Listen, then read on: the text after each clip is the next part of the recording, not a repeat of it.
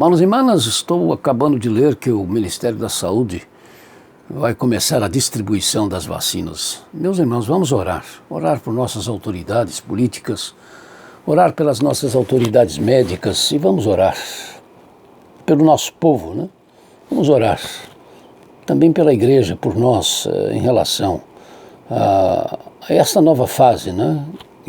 De tratamento, de enfrentamento desta pandemia, desta enfermidade.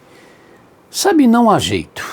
Se quisermos assumir, de fato, a nossa posição de seguidores ou seguidoras de Jesus Cristo, se pretendemos ser identificados como parte do povo de Deus, se resolvermos depender da misericórdia de Deus em Cristo Jesus para vivermos esses dias maus que estamos vivendo, e aí não sermos ou sentirmos o que são ou o que sentem os que não têm esperanças, se assumirmos ter a certeza de que realmente Ele, o Senhor, caminha com a gente quando entramos no vale da sombra da morte, se desejamos nos encher da alegria de nos sabermos salvos para sempre por causa da misericórdia de Deus em Cristo Jesus, se nos dispusermos contar com o consolo e a direção do Espírito Santo para esta vida, então saibamos que inevitavelmente vamos ser desafiados pelo diabo sempre em duas realidades nossas, a saber, a nossa identidade e a nossa comunidade.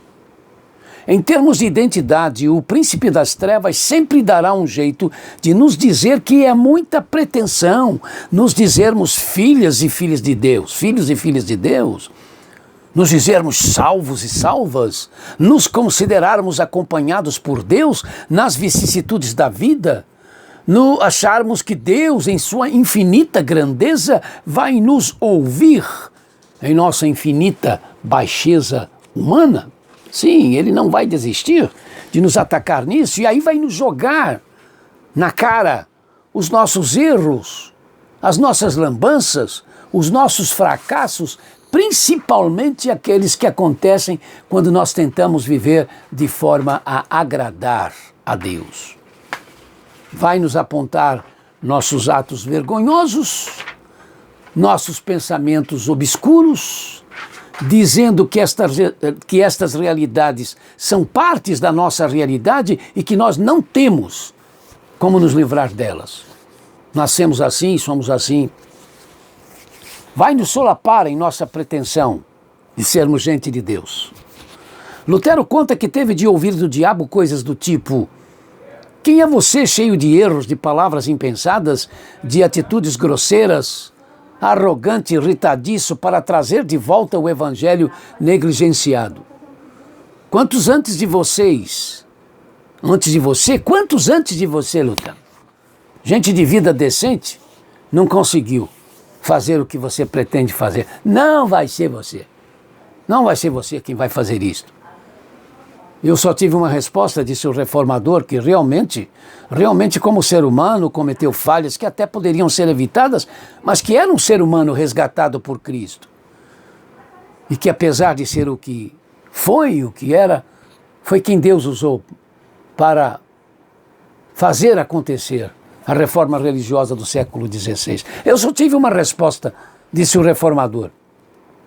O sangue de Jesus Cristo me purifica de todo o pecado. O sangue de Jesus Cristo me purifica de todo o pecado.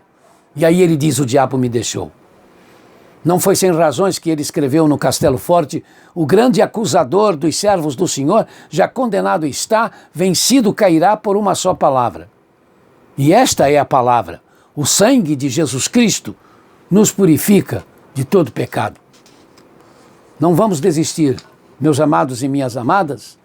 Não vamos desistir de sermos do Senhor, de vivermos para e por causa do Senhor, de nos declararmos escravos e escravas do Senhor Jesus e por amor a Ele,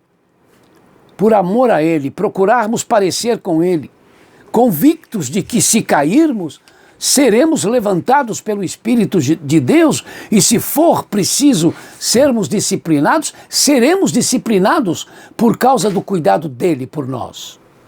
Não nos cansemos de repetir de noite e de dia na manhã alegre ou na noite fria, quantas vezes forem necessárias, o que está em Romanos 14:8.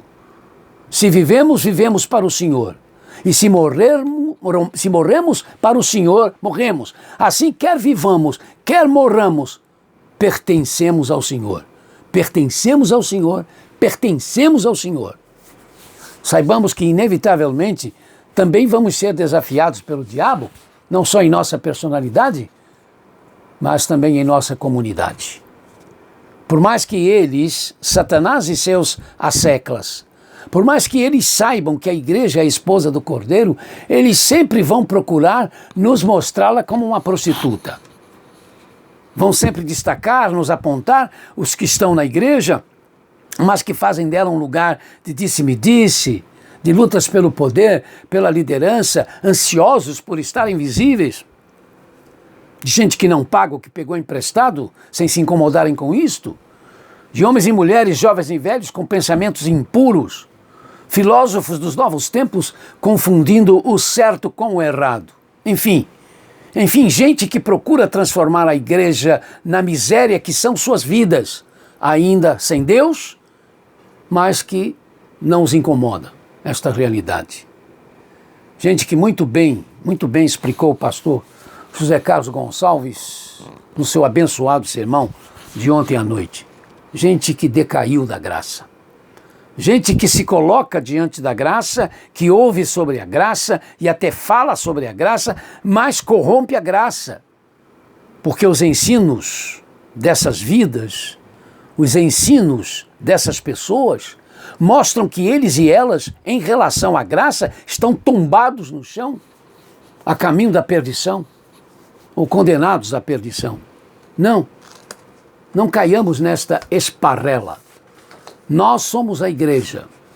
E quando, mesmo em meio às nossas limitações e mazelas, nós amamos de fato o nosso Salvador absoluto, esta então é a igreja. Humana, é verdade, com erros sim, mas apaixonada pelo seu Senhor e que aos olhos dele, Jesus, está purificada e é a sua esposa, sem mácula. Minha igreja, sua igreja, porque somos de Jesus, que a igreja é dele, e então podemos dizer, minha igreja, sua igreja, somos de Jesus e a igreja é dele. Não nos esqueçamos. Mas diga a Satanás o que disser de nós e contra nós sabemos porque podemos dizer, Deus amado, olha quão grande é o mar da nossa vida e quão pequenos são os nossos barcos sobre as imensas águas dele. Mas estamos por cima dessas águas, estamos por cima das águas, porque com Jesus em nossos barcos, jamais nos afogaremos. Vamos chegar aos novos céus e a nova terra, por mais que nos queira afogar Satanás e as suas bestas.